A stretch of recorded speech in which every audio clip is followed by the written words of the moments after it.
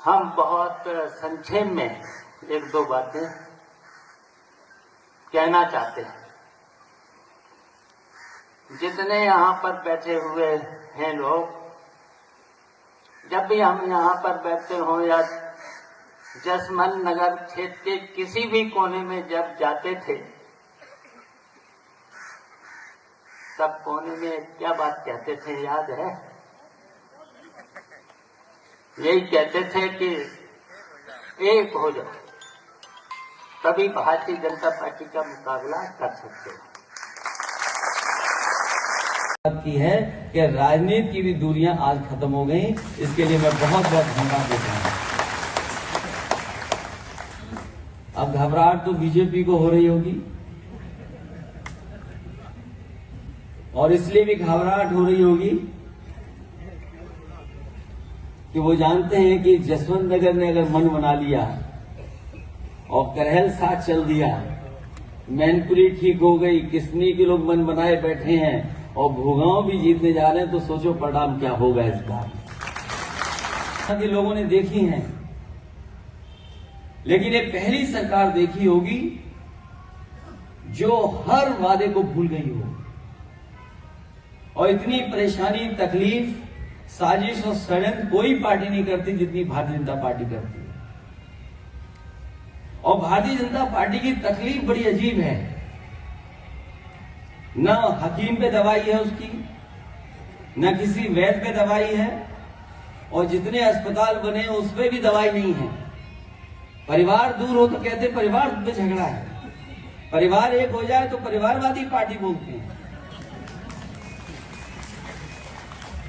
और ये तकलीफ भाजपा के लोगों को है और रहेगी, क्योंकि बहुत अलग तरह का चुनाव होने जा रहा है। ये जो समाजवादी रास्ता नेताजी ने दिखाया है, उसी रास्ते पे हम लोगों को चल करके समाज और देश की दिशा बदलनी है।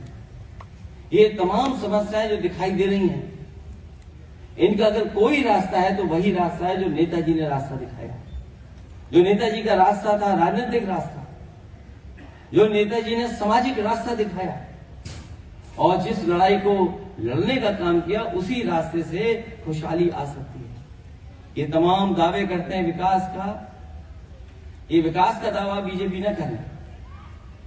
अपने भ्रष्टाचार का दावा तो कर सकते हैं, सड़कों पे गड्ढे का दावा तो कर सकते हैं, लेकिन जितना भी विकास अगर हुआ है तो वो समाजवादियों ने यहाँ का विकास कर करके दिखाया है। नेताजी ने कभी भी जसवंत नगर के लोगों को अपने दूर का नहीं समझा, अपने परिवार का सदस्य ही समझ करके उन्होंने जिंदगी भर यहाँ के लोगों के बीच में काम किया। मैंने कई मौकों पर कहा कि नेताजी ने मैनपुरी को बनाया और मैनपुरी की जनता ने नेताजी बनाया, और सच्चाई यह है कि जीवन भर के संघर्ष ने और आप लोगों के सहयोग ने नेताजी को देश में नेताजी बनाने का काम अगर किसी ने किया तो जसवंत नगर विधानसभा के लोगों ने। यहाँ कोई ऐसा नहीं जो न जानता रहा हो। नेताजी के साथ रहने वाले यहाँ के बहुत सारे लोग हैं, और समय समय पर इनके परिवार के लोग भी जेल गए हैं। कभी कभी जिन्हें मैं पहचान नहीं पाता हूं, अपनी जेब से कभी पुराने सर्टिफिकेट निकाल करके दिखाते हैं कि देखो किस जमाने में हम नेताजी के साथ जेल में गए हैं। इसलिए जब चुनाव होने जा रहा है और वो हमारे बीच नहीं है, इस चुनाव को पूरा देश देख रहा है।